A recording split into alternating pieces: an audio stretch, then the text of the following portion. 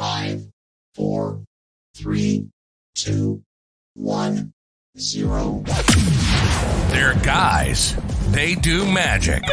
They are the Magic Guys.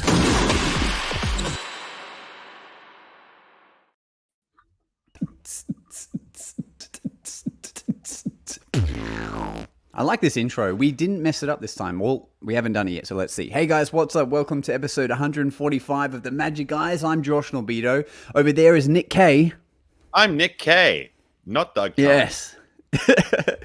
Doug is still unresponsive from last week. We've sent out a search party to check on him, but he's just so hungover.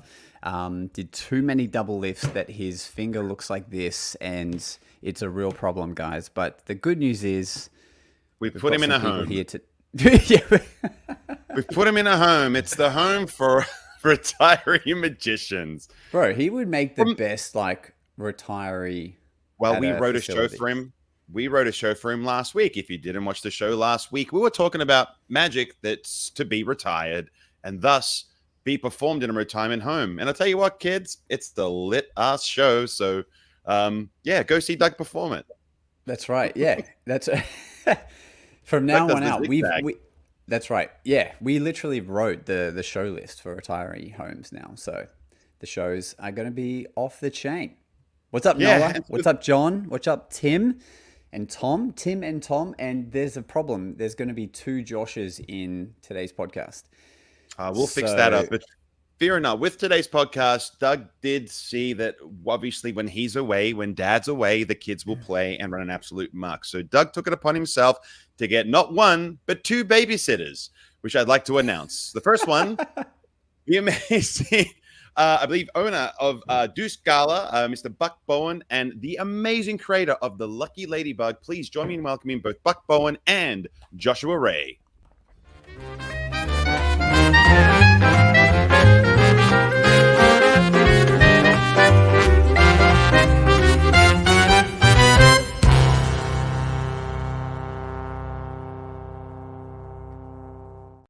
Woo! Insert sound effect. Woo! I'll do that in post. Gentlemen, welcome. Thanks for having us. Thank you. Wow, what a wonderful setup you have there, Buck. The background just looks amazing as well. Thank you, sir. Yeah, I bought this, I think it was like freeclipart.com or something, and I just put it in my background. I love it. And also, I must address the hairstyle. Very jealous. He was going to wear a hat for this episode, and I was like, for you, a hat is a choice, and that's amazing. So I grew it myself. So, friends, just please showing take it off again. I know. For those of you that are pure listeners of the show, I implore you, do watch it on YouTube, because you will see one of the most wonderful heads of hair in magic. Take it upon yourself to scope it out. Now, let's take a moment to introduce our friends. Buck, let's start with you. Tell the people, who the hell are you, buddy? Oh man, let me get that bio that I wrote earlier, because I don't know at this point. I'm just being silly. Who the hell am I? That's a good question. Kind of wake up with that every day. Go to bed without an answer. I would say that I'm an entertainer at heart, period. So whether that takes the form of music, art, or magic, I love entertaining. I love making people smile. I also love making people think.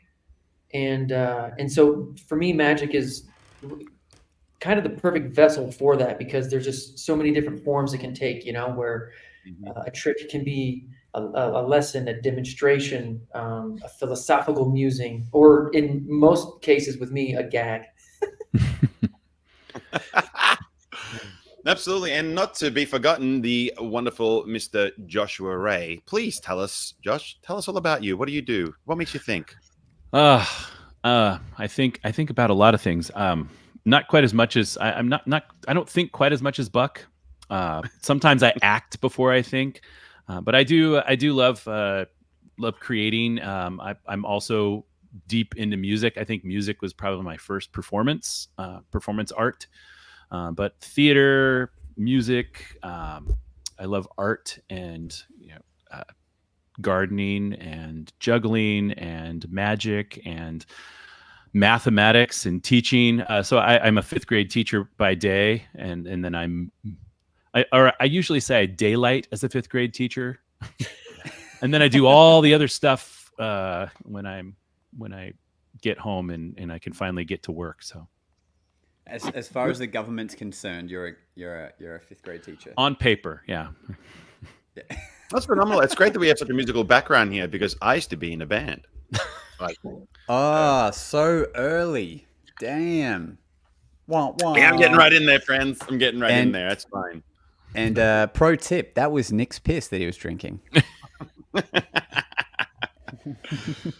Wonderful. So now, for those of you that don't know, most recently I came across these amazing two fellas because Joshua Ray had released an amazing trick called the Lucky Ladybug, which I perform incessantly now and has been a great hit in amongst everyone who performed it for. And of course, Buck has released it. So Josh, why don't you tell us, or maybe the two of you guys can tell us, like, from conception, how does it come about? How does one go about releasing a product? What's it like releasing a product? Let's start with that. Like, how did you come up with the idea firstly, Mr. Ray?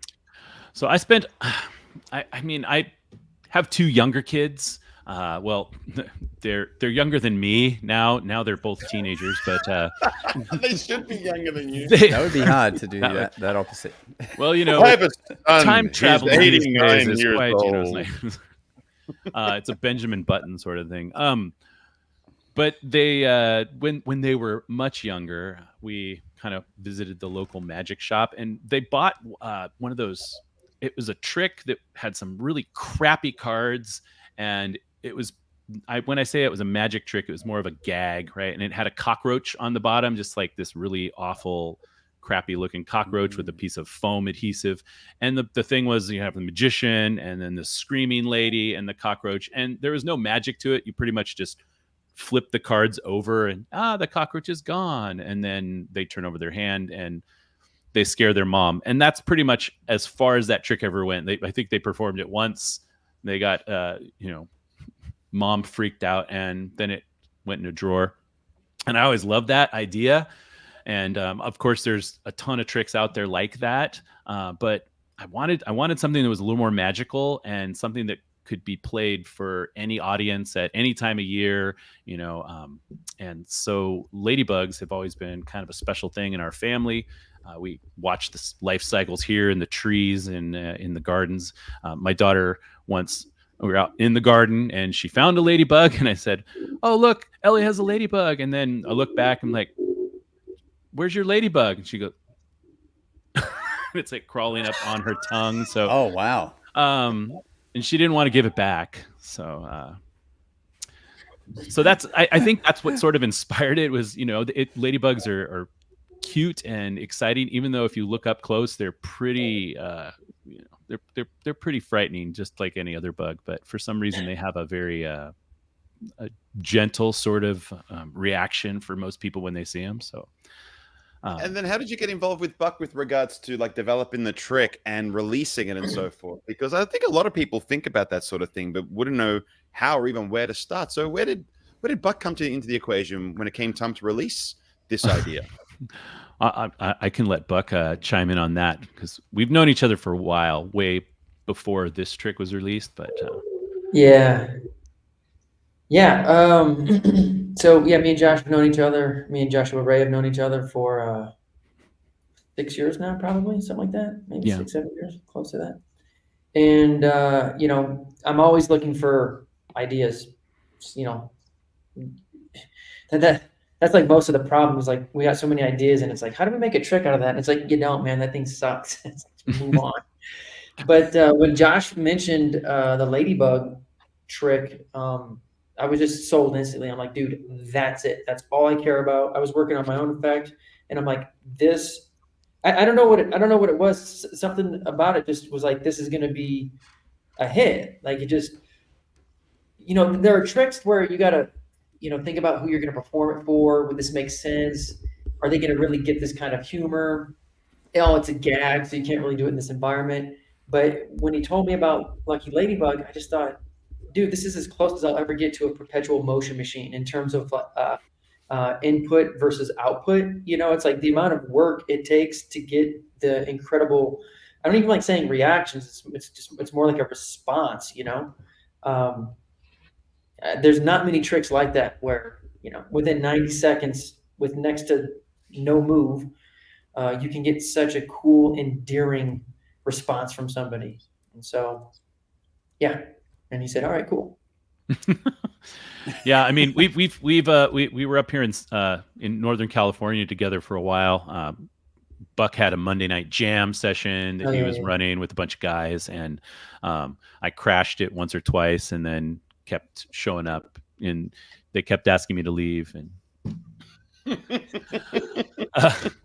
no, but it was one of those things where I feel like, you know, sometimes it's like maybe you and Josh, I don't know at all, but you meet somebody and you're like, you just right away you have the same sort of, you're on the same wavelength, and for us it was gags.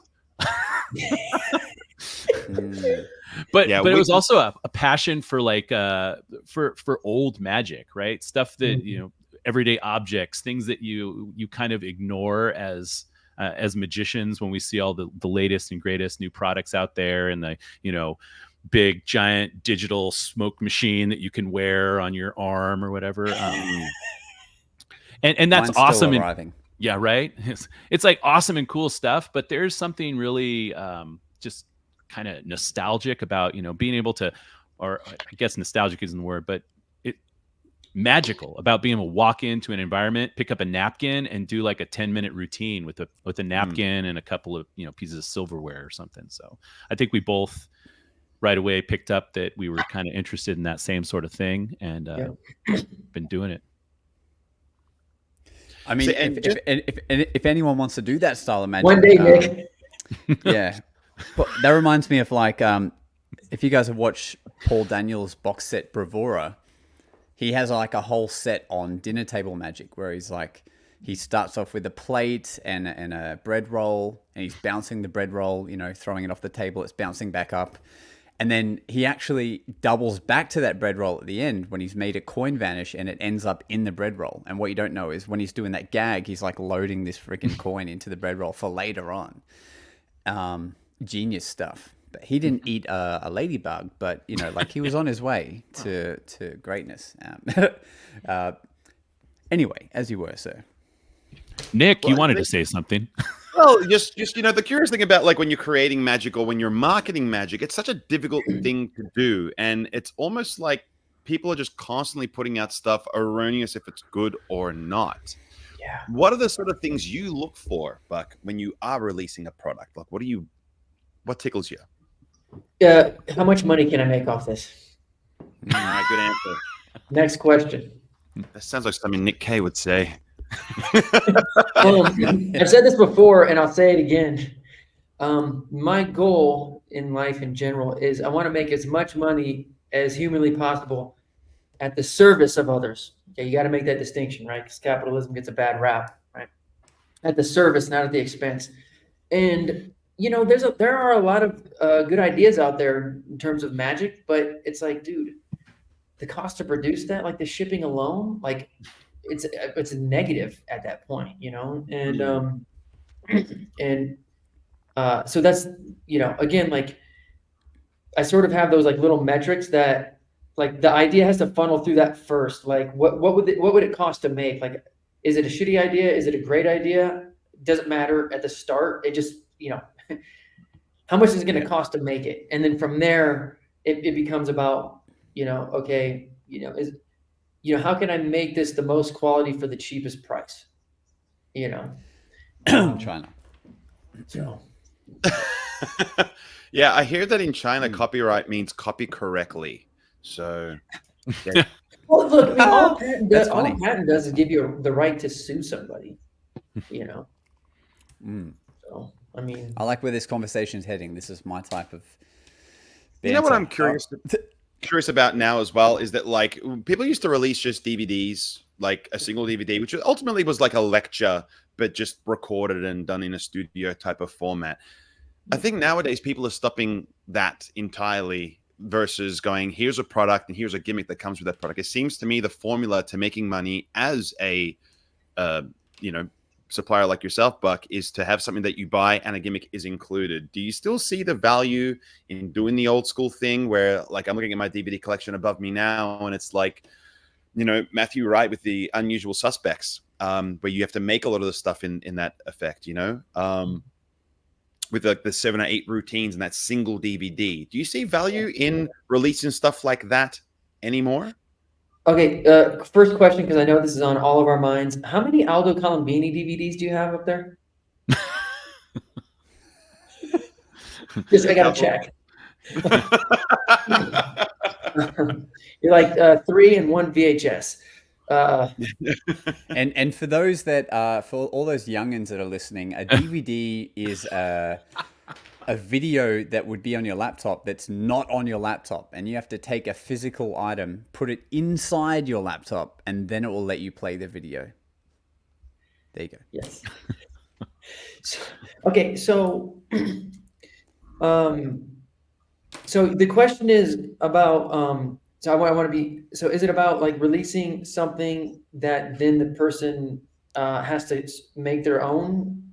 Well, what I'm getting at is like this. I guess to simplify it a little further, it's like you have these single tricks purchase, away you go, or you buy a single DVD release that has all this material on there. I think you do both. I mean, I know, like Buck, and I know. I'm making more confused. Sorry. No. I think what he's getting at is like, you know, for yourself, is it better to release like that single trick, you know, one trick, one effect, you know, here's Ladybug, or you know, do you still think there's merit in having like a DVD style or a download style where you've got many tricks that are being taught in one purchase? You might have to make those gimmicks. You might have to, like, you know, find yourself a deck of cards and, you know, a double backer or whatever. Oop, can I say that? And that's all we have time for, folks. Thanks for watching The Magic Guys. Okay, so like one in particular, just like, I think we spent a lot of time on this now. So I think we're saying like, sorry, dude, the pull. So like, the pen is spinning in the air. No, so the Paul Daniels Bravura is an example, right? Like, it's like a whole life's work, but it's the kind of the thing that a magician really only puts out once a year. Oh, so once a year. Or if you're like Daniel, whatever his name is that Nick was talking about, he can do another one. Yeah, but normally it's like once a lifetime you put out this box set, as opposed to one trick every quarter. That's a one trick download. Bang, bang, bang. Right. Mm-hmm. Yeah. You know, if I feel like people value, if people are going to buy like a tutorial or whatever, the download, I feel like they value it more if there's something physical connected to it. Yeah. Yeah. I think what do you think? What do you think about Chris's question here? It's a great question. If I buy a product and I have to craft something, I send it back and demand a refund. It's like going to McDonald's, paying for a burger, and they give you half, and you have to go to the grocery store to finish making your Big Mac. So I think that analogy is flawed. It's more like going to Burger King. Okay. I'm just kidding. But, I mean, I get it. I get his sentiment, and I this is one of the metrics that I have. It's like, do they have to make something? And typically, like, that's going to fall right to the bottom in terms of like, if I have a choice between effects I want to put out, I don't want anybody to have to make something. I don't want them to have to go out and get something. In fact, if they do have to do any of that, I'm going to include it in there. Like, we had a couple of effects we were working on where it was like, all right, dude, we have to buy 50 yards of double stick tape, and we're going to cut, you know, like, give them 3 pieces of double stick tape. Right. Like anybody can get that anywhere, but I just, the idea that you open this up and you're like, dude, it's 11 at night and now I have to go. So I don't want anybody to have to do that. I want everything to be contained and just ready to go. And so if they do have to craft it, then I'm going to make sure that all that stuff is included. But I typically try to avoid that stuff. Like, even with Ladybug, it bothered me at first that, you know, there was this notion of refills, which is why we included the that little blue glob for people who don't know what that is. It's called blue tack, and so that way, if you're stingy, you can reuse the ladybug. Just put a little sticky on it and do it again. I think this is a perfect example as well. Heartbeat, for anyone who's purchased it, like they could have made this a download, but they sent you, like, this is essentially not gimmicked, right? It's the Heartbeat. I don't know how it works, so don't tell me. The pencil. Well, I won't tell you. Okay. I'm not gonna spoil it, but no, it's all double backers. But like, they send you a pencil, and they didn't need to, because it is just a normal pencil. But they still sent you, so you still have like everything you need to do within. Yeah. I mean, like this metal tin must have, like, imagine how much you lose just the fact that you're sending everyone a metal tin with the download, with the product, as opposed to a download or something. Yeah. Crazy. But it's about the that's right, Tim. It's about the fancy box. That we are in the fancy box era, I must say.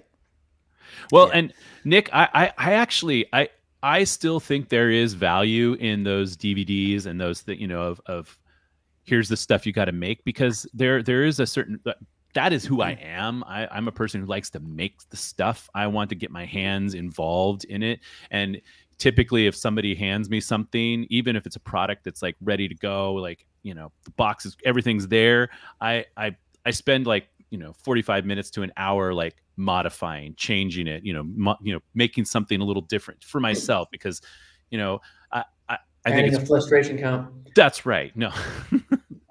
I totally think that it's there's still a lot of there is merit in there, and I think there is a worth for that stuff out there. It just depends on the audience. I mean, obviously there are people who don't want that. They want to just open the box and get to performing, and don't want to have to spend 45 minutes, splitting a card or We used to call it the paper crane moment. Yeah. We'd open it up and you'd be like, now it's time for arts and crafts. Right. I always remember that catchphrase from the Wizard product review. Good and stuff. then you realize, I can only perform this straight on to one person in the dark. Hold on a second. Let me interrupt here, because the comments about people and homeboy selling a pencil. So that classic Wolf on Wall Street scene where it's like, sell me this pen. Sell me this pen. and he goes, and he's like, sell me this pencil. And homeboy goes, okay, put your right hand on your heart. Well, that's in the Wolf of Wall Street scene where he's going, and now you're gonna feel that through my finger. You know what? That's pretty. And now, you got a pretty good voice there, Josh. I mean, were you in a band? Well, oh damn! God damn you! This is Barocco, so every drink I take just sends me crazier. Hang on, I think we've just this is actually beautiful. So they've gone, sell me this pencil, and they've gone, all right, let me make it a $200 product or whatever it was. Wrap it in a tin. Let me say, or in Australian dollars, it's like half a house. Put it in a tin, and then let me do the actual scene from Wolf of Wall Street. You're gonna feel it, and God damn it, he's a genius. Yeah. So good, man. I hope I meet Jordan Belfort and I have a chance to perform this for him and just like do this whole bit and then like do the thing with the pencil. That would be the greatest moment in magic. God. Or Matthew McConaughey or Leonardo DiCaprio. You have 3 options, so your chances are pretty good, I think. Yeah, it's a good time. God damn it, that was a genius call. The tin does, it's like as I think was Buck was saying too, that physical product, that tin, that pencil, the wrapper, the artwork, all that, it makes you feel like you're getting a whole lot more. Because we're idiots. Yeah. Great friend of ours, the Magic James, said, magicians, we're dumb. Yeah, we are. We're dumb. So, all right, are you guys doing gigs? So, you're running these businesses. What kind of gigs are you doing? And tell us about that. And just real quick, where are you guys based? I'm up in northern. Yeah, that's what yeah. Thank you. At the same time, that's great. And then, I'll go first because my answer is pretty short. So I have done paid gigs, actually, mostly when I was back in Northern California. I don't do like gigs for hire. I would, but that's not like my bread and butter. Mostly when I perform now, it's like if I'm just out and about, or if I'm working on new material to field test it. So, but I do have a really funny story for the segment. Yeah. Okay. Okay. Good. And Josh, what about yourself? I'm up in Northern California, and like Sacramento, the capital. So I do gigs. I had been doing mostly kids shows, kids and family shows, but the last, I don't know, 6 months or so, I've been doing a lot more dinner parties, like grown-up dinner parties. But I still pretty much do my kids show with a little bit of a grown-up spin on them, and goes over really well. So, and how do they feel when you get to the party and they're like, "Oh, I think that's my teacher." And then you do the show. I haven't had that yet. It's going to be a great way to get referrals. Yeah. I do get a lot of referrals from a mom's group. So I'm pretty popular with the Sacramento moms. Yeah, you are. Especially with that voice. Josh also performs a lot, like in the cafeteria and in the halls, and so yeah, that's where I work. Always got like a built-in. So you do street magic. I stroll. I do my strolling set and field test stuff. I get 20, 30 performances at lunchtime. So it's great. It's great to work on new material and try it out. And performing for kids. I mean, kids suck when it comes for audience. I mean, they will like grab crap out of your hands. They'll put their hands in your pocket, and you're just like, yeah. It's true. Anyway, totally. And do you last thing about being a teacher? Do you perform like bits of magic for your like in class, like as an icebreaker? Yeah, I do. I have a a few different effects that I use to like open lessons or start units of study. Russian roulette stuff. Yeah, right. Actually, I have done an effect. I think it was Andrew Main had a roulette effect with a pencil and envelopes, like 5 envelopes, and you have them with the envelope, and then you take it and you like stab yourself with the envelope. And of course, the last one is the one with the pencil. So they get to pick it. And, but usually on a birthday, that's kind of it's their birthday. They come up, they'll help me with an effect. So we've got cards all over the ceiling and all sorts of stuff in the classroom. So. If you are a teacher out there and you maybe don't do Russian roulette with a knife or glass, but there's a great one called Russian roulette with an egg underneath. Hang on, the egg is in one of the bags, and essentially you pick it up and you crush the bag onto the kid's head and hope that they don't get the egg on their head. And then at the end you show the last one had the egg in it. You crack it, and you move along. That's cool. Unless you're in detention, then you use the spike. See, one of my favorite things to do is whenever I'm doing something dangerous and this kid's about, like I might just get my lighter out to do a flash production or something. I always say, like, kids, do not do this at home. Do it at school. You get a way bigger audience. Yeah, although that's pretty. It's a pretty dangerous thing to do around kids. Like it, could end your career if you flash around kids. It could do, or it could make for a good story, which I think is a perfect segue. Let's talk about gig stories. All right, we'll just skip over my funny pun there. Here we go.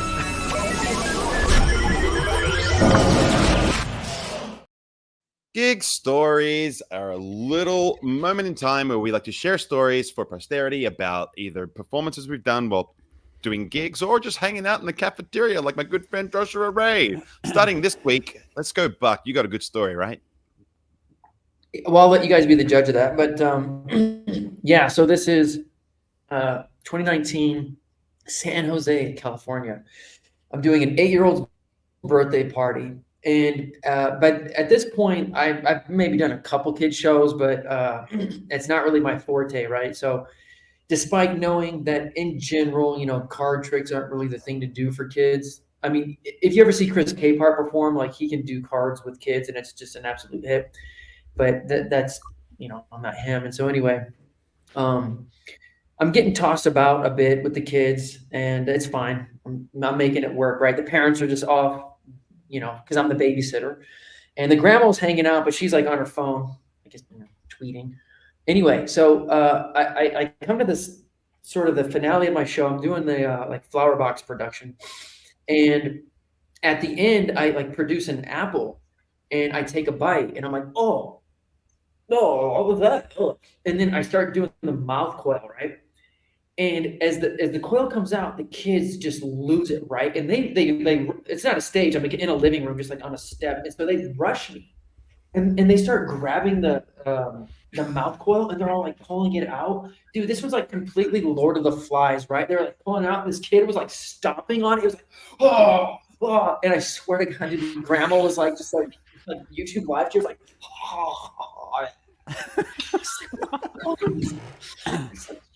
My mouth, dude. I've never seen mouth coil inside a riot. That's insane. Yeah, it was so amazing. I was just like, what's going on here? Lord of the Flies. Holy. Anyway, that's my story. One of them. Yeah. That'd make a great video. I wish I had it on man. Damn. Kids Maybe if Scotty P is out there, I think you just got your inspiration for the next animated clip of the Magic Guys. we have this awesome listener out there, a friend of ours, who will take stories and make them into reenactments. Oh, that's cool. In animation style. So let's just put that out to the universe. Scotty P, everyone get on him, and that's got to be a thing. Come on, all right, man, I have just some notes I wrote down from the last Theatre of Magic show we did last week. There are 3 funny moments that were just odd. So one is, obviously with my shaved head, my go-to line now is when I see someone else with a shaved head is I'll make a joke that we have the same barber. And people just make light of it because, okay, I'm addressing the fact that I am bald. And it's, So starting the show, the guy has like the cleanest shaved head. Like he's got a Nick level shaved head, right? And I go to give him the card and I laugh for a second. Everyone looks at me. There's a bit of tension. And then I say, oh, I know him because we have the same barber. And everyone laughs. Okay. And then at the interval, he comes up to me and he's like, I wasn't sure that you recognize me. And I was like, what do you mean? And he's like, well, you get your hair done at the Castledine Barbers, right? I'm like, holy fuck. Yes, I do. And it turns out we actually have the same barber. And his wife was so confused because he had said, I think I know him from the barbershop. And then I said that joke, but she read it as a joke. But she's like, wait, was he saying it to the audience for real or making a joke? Because it's the same. And so I was so confused. And then I had to mention it after the interval that, hey guys, like, remember when I made that joke? Well, it turns out it actually happened. And I have the whole thing on video. It's just so bizarre. Like that would be a thing, that I would pick the one bald guy that also happens to go somewhere to get his head shaved. I mean, that's where I went before I started shaving my head. Anyway, so that was super weird. Second funny thing was I was doing coin under watch, and the guy in the show opened his hand. He's like, it didn't work. And I was like, oh. He's like, oh, has the magic not happened yet? Like he was really just like milking it up for me without knowing. And I have his face on camera, but the moment he realized, like, actually, I got you, and then he's like, turns his hand over, is like, I think his soul left his body for a second. Oh wow, that was a great moment. And then, Nick's frozen, but that's okay. I just thought he was sitting really still. yeah, he's very patient when I do geek stories. And then the third anecdote that happened was I had someone write down a name, and then I divined what it was. And then after the show, she came up and she's like, so do you have a camera in the pen? Is that how you knew what I wrote down. And I was like, yes, and you can have this pen. It's like, that's exactly how I do the trick. It was so good that she thought that, there was a camera in the pen. So there goes that product release. I smell a new product. Yeah, right. Yeah. Okay, that's my story. Joshua Ray, what do you have for us? Oh, I've got two. I've got one that's kind of an older one, and then one. So a couple of years ago, it was like right after getting back into gigs and stuff like that, and after being home, I do a routine where I open up with it's toilet paper. So I got a roll of toilet paper and I'm handing it out to the kids, and it's this whole like party. They're waving it in the air. I've got music playing, and we're doing like waving it, bits of toilet paper, and then my phone rings and we cut the music, and I pick it up. I'm like, yep, and I pantomime that it's my wife, and we're chatting, and I say, it's the last roll. Yeah, okay. And then I turn to the kids. I'm going to have that all back. Music comes back up. Now I run back to the audience and pick up all the little pieces. So it's going great. I usually pick them all up, and then I restore the pieces. So it's a little torn and restored toilet paper. Yeah.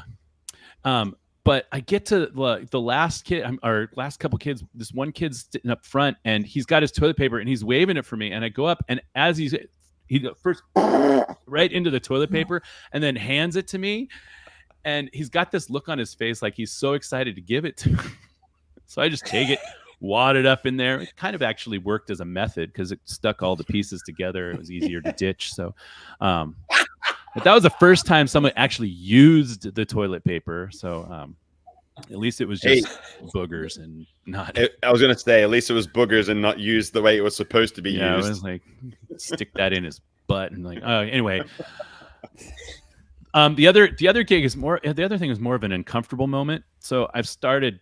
I don't know, in my gigs, I've been performing. There's this one group that they've hired me now 3 years in a row, and I always feel like I have to kind of have something new and something a little exciting for the show. I mean, of course, they want the same show. Usually, they're probably happy watching the same show because they invite friends. They want them to see whatever they saw last year. But I always feel like I got to have something new.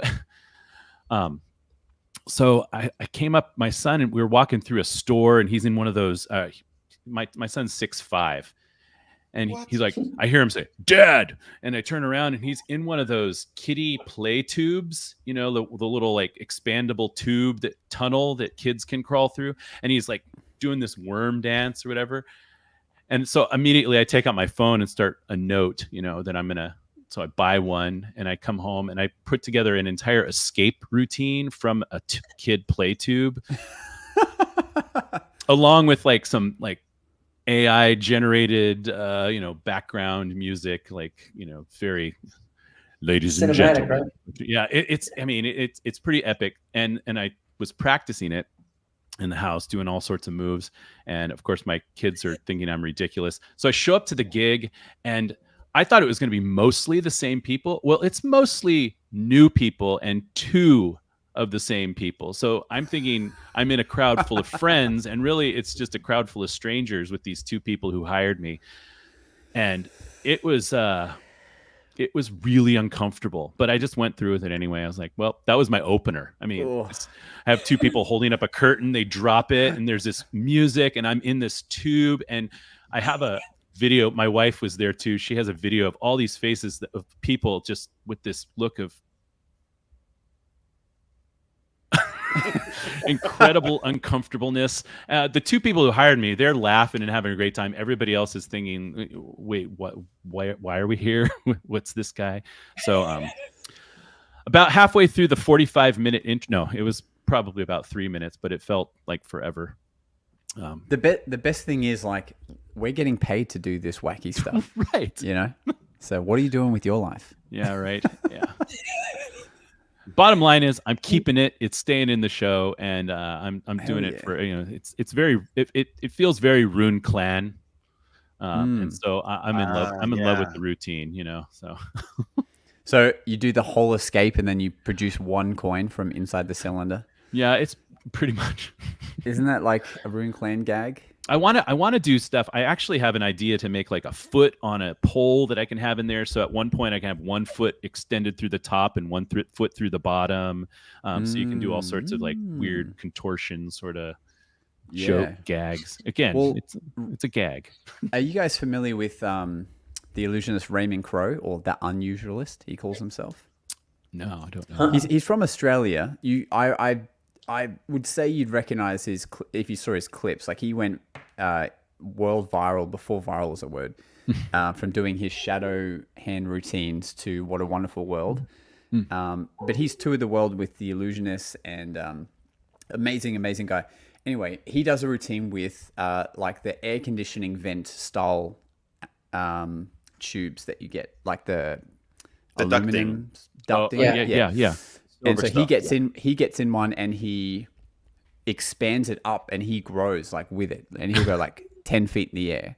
And then he does one with a mini sized one for his arm, and he puts his arm through, and then his arm stretches, like 5 meters and things like that. So how long is that in English? About this long, about 10 more of these. It's about 2 badgers long. It's about two gallons in length. If that helps. It's 3 subways long. I tell you, the badger system makes way more sense than like imperial. So, although we have all these weird measurements, but how come we all know when his son said he's 6'5"? How come we all know exactly what that is, but we don't know what like 2 meters is? Yeah, we know what that is because it's a giant. Like, how come in height we all use feet, but now for everything else in Australia we use meters, but we all know what feet is when it comes to height? Well, we use centimeters for height a lot. Oh yeah. How tall are you? I'm 192 centimeters. I'm 187. John Prentice III says 2.5 badgers. Thank you. That's the measurement. That's precise. Yeah. I think he's just trying to be not racist. He's just profiling. Buck is not a crocodile hunter, okay? Yeah. He's a magician, world-renowned creator, but it is 2.5 badgers. So magician, creator, and crocodile hunter. I like that. That's call right. that a knife? You know what I love is there's a show that I love watching, which I think a few of our viewers watch as well, called Kill Tony. If you guys are familiar with this wonderful live event, comedians get on stage and there's a panel of professional comedians. These new guys get up, they do a minute, and then they get roasted by this panel of comedians. If they're not good, if they're good, they banter. Anyway, and I think it live streams right after ours. Anyway, Post Malone was a guest on the panel one week. And a comedian gets up, and he's known for roasting people, like being very quick improv. And Post Malone says one thing to him, and he goes, "Man, Post Malone, you look like a what does he say? Post Malone, you look like an unemployed crocodile hunter." That was his roast to Post, and it was like the best kill ever. And Post just laughed his head off. It was very funny, very funny. I think Nick, did you have a gig story for us? Yeah, a couple of quick ones just to wrap this up. But no, that's okay. Well, look, let's go to the magic review. Sorry. I'm sorry. I'm so sorry. It's because Daddy Doug's not here. That's why you got to hear to babysit us. We are not good when it's just the two of us. We start fires and stuff. Just the two of us. Okay, yeah. Go. Yeah, we kissed last episode. That was weird. That was weird through the screen. Yeah. Okay, so the ball joke. That's what we did. Wait, which way are you? You're this way, aren't you? Yeah. Wait. This is what we did last week. Your head looks enormous compared to mine. Yeah, it's a 1.5. My head is 1.5 badges tall. Oh no, we haven't. Oh, this is weird. This is weird. I gotta get down on the couch. What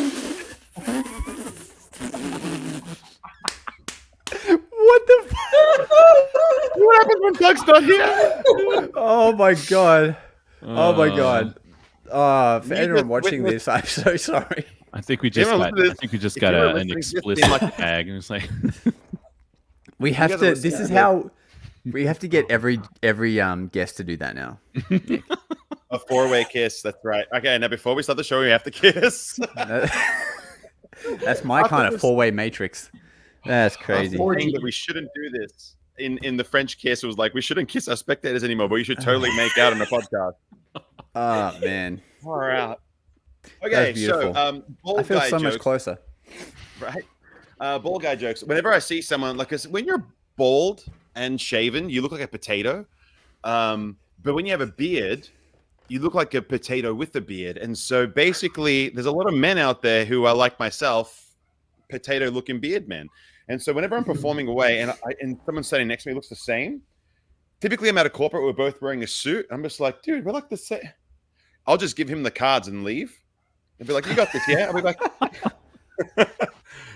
be like, you got this, yeah? I'm going to be back in a minute. And I'll literally give him the cards. I'll walk away, like grab a champagne and come back and just be like, how'd you go? You good? Oh, shit. I'll pick it up. But the laughter that happens for that 30 seconds of walking away, grabbing like a champagne and coming back, like they're in stitches, man. They're like, yeah. So that's a good thing to do. Like if you find someone who looks the same as you, like, so funny. Like if I was in your setup at Tom, I would bring him up and be like, look at this. Look, check this shit. I'd take off my jacket, put on money, and be like, you got this. I'll be back in a minute. And then just leave the stage. That's hilarious. Like that shit is the funniest. So that's one thing to do. Okay, but the other thing that happened that it's probably a wrong thing to do, but I have to share it because I probably need the feedback on this. I dual reality the kid in a great way. So I was performing away, and when you perform for like the 12, 13-year-olds, I know everything, type of mentality, type of kid. You must see it all the time, Mr. Ray. And I was doing my thing, and when you do stuff and it's like, oh, he just this, his sleeves are up, my sleeves were up, right? And like everything I was saying was just like the dumbest idea. He's got flaps of skin in his hands, and that's what he does, like a kangaroo handed type man. And his lovely kid sat next to me. His name was Nikhil. I love this kid, and he was just like shaking. He's like, these guys are idiots. And so I leant over to him and I said, and this one guy was just mouthing off all the time, and I just went, tell him he's an idiot. It's like, what? I say it. Say he's an idiot. And he goes, you're an idiot, man. And then like it just kept performing. And then every time he's like someone said something dumb, I looked at Nikhil and he would go, you're an idiot, man. Your sleeves are up. And then I would be performing away and I just look at Nikhil and he'd be like, you're an idiot, man. I'm right next to him. I could see there's nothing there. And then every time I looked at this kid, he would just go, you're an idiot. Defend me. You're an idiot. Defend me. So I don't know if I'm a dick for doing that or if I'm a genius. That's fun. I think that's pretty funny. So you got instant stooge, and then you got instant soldier. Yeah. I got a hype boy in the back just being like, you don't know what Nick K does. Yeah, that reminds me of like the comedian that would bring up a black guy comedian with him just so he can point at him every time he needs him to say the N-word. And that's all he's there for. You can get like Nick can't get away with calling the crowd 13-year-olds an idiot every 2 minutes, but Nikhil can. So that's perfect. That's funny. A good time. And I definitely thank you for the Mr. Potato Head notion. I think that's very funny. Give the audience that looks like you the stuff, see how they go. I mean, Buck, you're only going to be able to do that, the rare times you come across Theo Von, but otherwise, like, I think that's a great use of that moment. It's very, very funny. I'm trying to do a routine where this is genuinely something I've been working on for a while, and I bet you guys could help me finish this off, where you put a paper bag over your head and you do this whole thing with there's a Mr. Potato Head, and you have that person decorate the potato head any way they like, right? Seemingly. Then you remove the bag off your head and your head matches, like, because you've got like a giant potato head you've put on your head and it's a perfect match. Like, I have a method for this, but I'm wondering if it's actually worth doing. Like so I think the paper bag is Bluetooth, right? Hang on a sec, Nikhil. Going in for the Nikhil. Going in for Nikhil. Wait, was Nikhil black as well? He was. Great. Scotty P. He was. Scotty P. The kid was That's the best great. part of my day. Oh man. Oh fuck! I've just lost what we We have talking 10 about minutes now. It's left, funny. and we are off the rails because Daddy Doug is here. I think it's a good opportunity. Four-way kissing and all selling. Oh my God. We just figured we've all been duped by getting sold a pencil, and this is amazing. Absolutely. A lot of Now, revelations. I say it's probably a good time for us to jump into our Piper Magic product review. What say you, Josh Nabito? Oh, I really nope. want to know who's calling right now. It's Please Clement tell me Kwok. That's a magician. Yeah, gotta you know say- Clement. Do you know Clement Kwok from New South Wales? If I say his name 3 times fast, does he appear? Oh, that would be amazing. He is a phenomenal magician and an amazing performer. Truly amazing. No, that's awesome. I don't know what I can- That's right. Let's get into this review, this unbiased review of an effect. Here we go.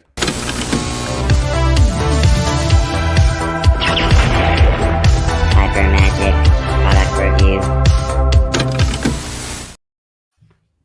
Hello, friends. Let's talk about the Piper Magic product review. This week, we are looking at Lucky Ladybug that was created by the amazing Joshua Ray and released by the wonderful Buck Bowen. In this routine, you start with 3 logs from your garden printed on these playing cards to reveal that there are 3 ladybugs on the back. Then, while the spectator's hand, I miswrote what I. I'm a professional, I promise. Here we go. Then, while in the spectator's hand, 1 ladybug mysteriously flies away. What happens next, literally, is an on-hand miracle, and the spectator waves her hand above the logs, and to their delight, a ladybug has magically returned. This routine slays. I perform it religiously, which is why just most recently, I ordered 300 refills. Let me continue.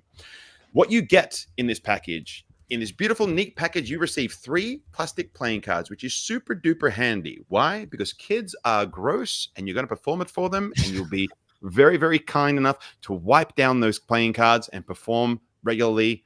Not a problem. As well as that, you get 20 hand-painted wooden ladybugs that can either be given away or reused, as well as a very well in-depth tutorial from both Buck and from both Joshua Ray. Now, as far as difficulty goes, it is a super duper easy trick. As long as you can do a double lift, you can totally slay this routine, and it's open to any way that you choose to present it. Now, as far as pros and cons goes, pros. The cards are made from plastic, like I said, which makes it super easy to clean. The tutorials and the bonuses are super duper handy, especially because Buck has these really cool ideas in order to rapid fire perform this one after another, because there is a very minor setup. And then as well as that, the tutorials are done properly with how to handle your spectator. I did mention a review I did some while ago, which was the salt and pepper routine, in which it only included an 8-minute tutorial and didn't once really address the concerns of how to respectfully handle your spectator and perform things in their hands. And I think that these guys did this exactly the way it was supposed to be done, just to ensure that the customer experience that your spectator has when you perform this for them is absolutely perfect. Now, con, and there's only one. The only con is that you're going to perform this a lot, which means you are going to run out of ladybugs.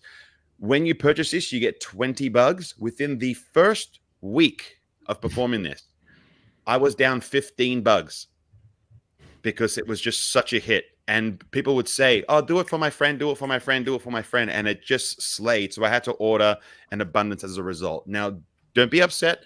They're super cheap to purchase and totally worth it. Now, as far as cost goes, Piper Magic have this currently for 38 Aussie dollars, which is about 24 US dollars. And you can get the refills from the Deuce Gala website for $5 US. So that's $5 for 50 ladybugs, which is like 10 US cents a ladybug, which is an absolute bargain. If you don't want to spend 10 cents on your spectators making them smile, you are a piece of... Now, who is this for? If you're the type of magician who wants to gift your spectator with something really, really wonderful and special, whether you're a corporate, a cocktail performer.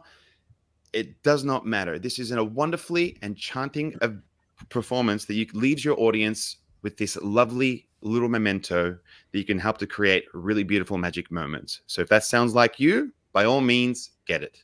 And if you're going to get it, make sure you purchase it from pipermagic.com.au and use discount code PiperGuys. So you can get a discount on an already entirely awesome product. And that's our review. Bow, bow, bow.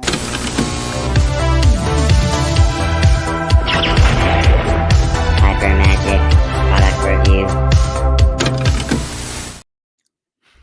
review. Beautiful review. Beautiful. Totally Was that live? Did you do that live, unbiased. Nick? That was Just just then, then. Yeah. Okay. Because if I it was was if it was pre-recorded, it wouldn't have been so blurry. So would've that's been how you good. know everything's. Quick shout out to Jeremy. What's up, bro? In the chat, gracing us with his internet viral sensation face. What's up, JT? We appreciate you being here, and I thank you for the translation, Mr. A.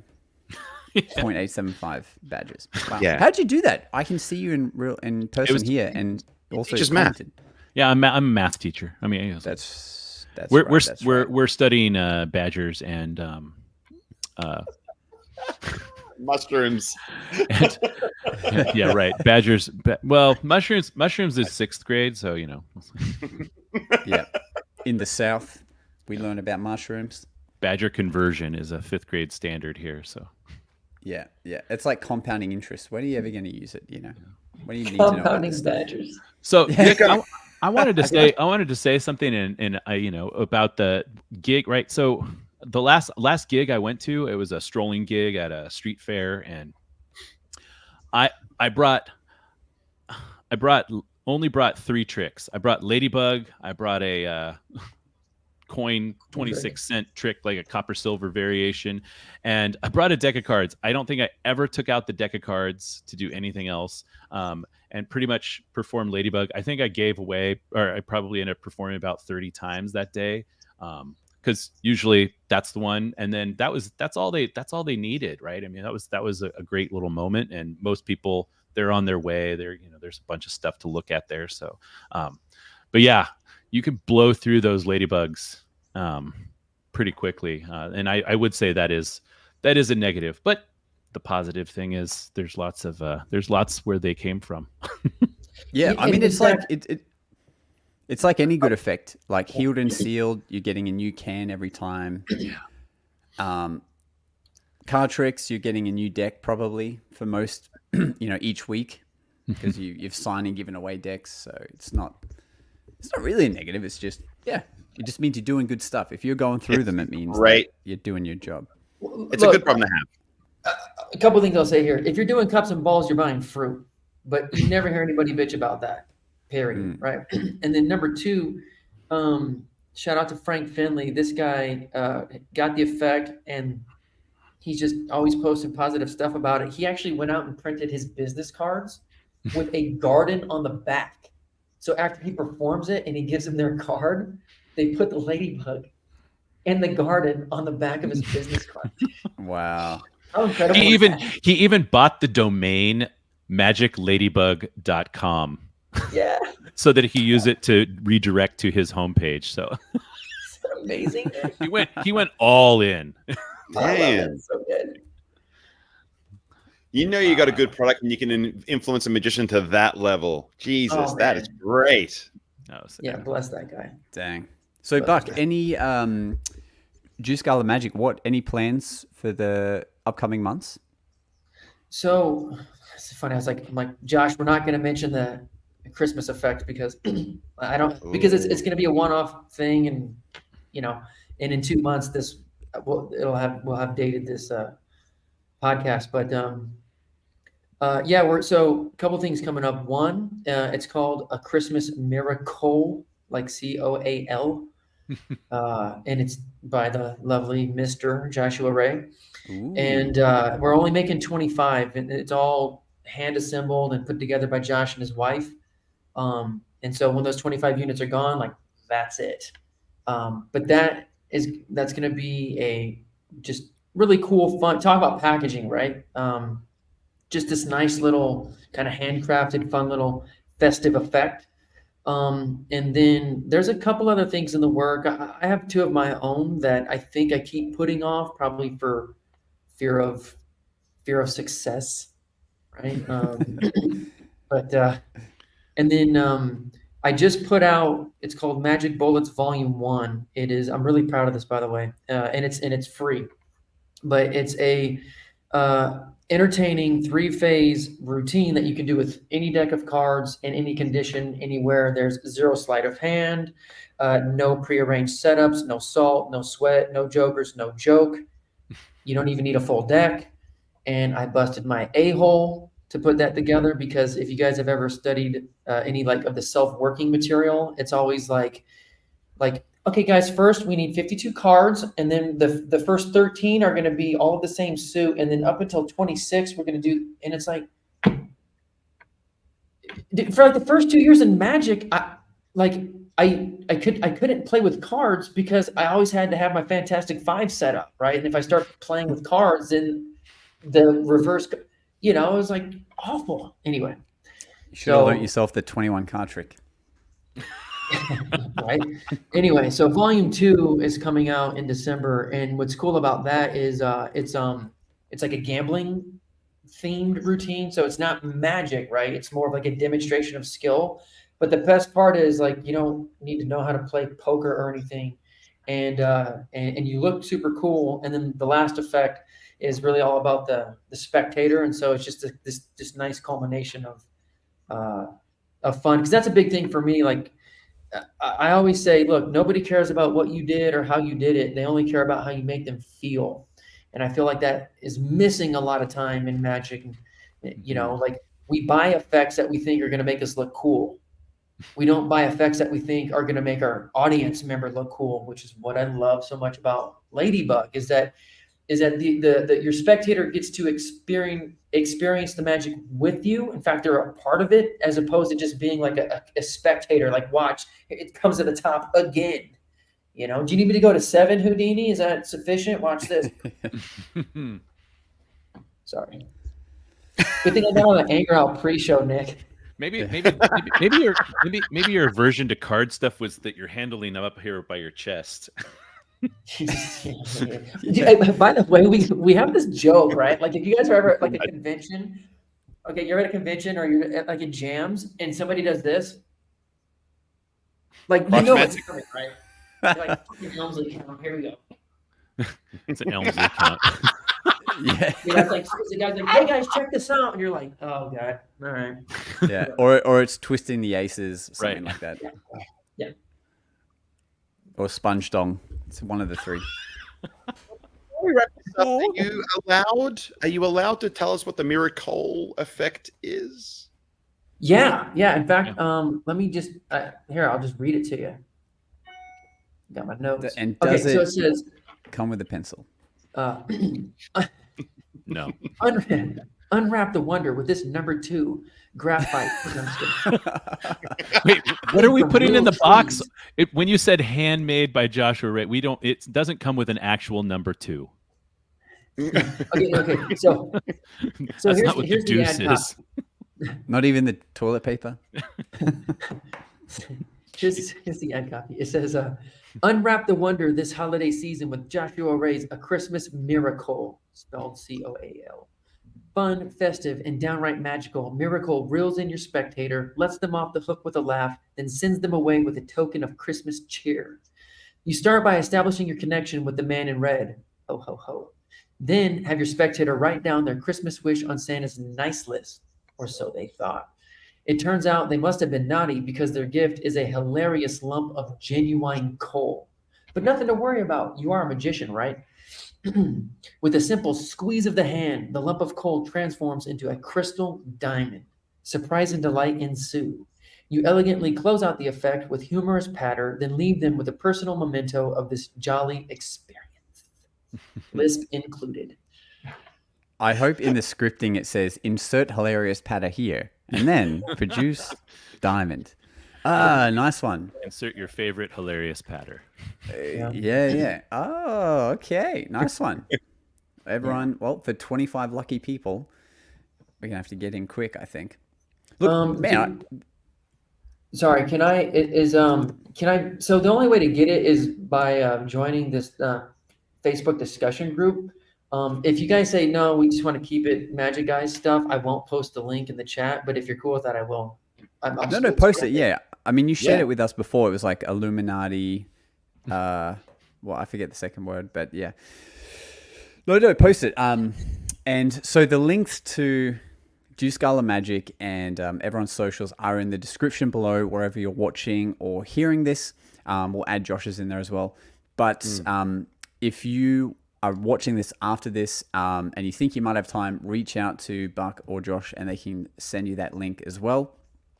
Yeah. Nick has something before we close out to our final word. Also share that link where you guys offer a workers special for the magic for the ladybug, sorry, in which you get 70 ladybugs in that purchase. So put a link, put a direct link to that in your thing. Are you sure? As well. Okay. Yeah. I didn't know if you wanted them to go to you guys. No, we're just here to. I'll put you guys' code in there, so we just do this. Sure. Yeah, sure. Yeah, we're just here to spread the love. We don't do this podcast for money. That's for damn sure. That's for damn sure. That's for damn sure. All right. Where's Nikhil? It's all about the kisses. It's about the kisses. Yeah. You just hear this voice off camera. It's so we can. That's right. It's so we can kiss everyone through the screen, and if anything, that's what we're here for. We're going to close out with the final word from Buck, who's going to leave us with the parting advice. So thank you everyone for watching. Follow, check out what these guys are doing, and we'll see you next week. But here's the final word from Buck.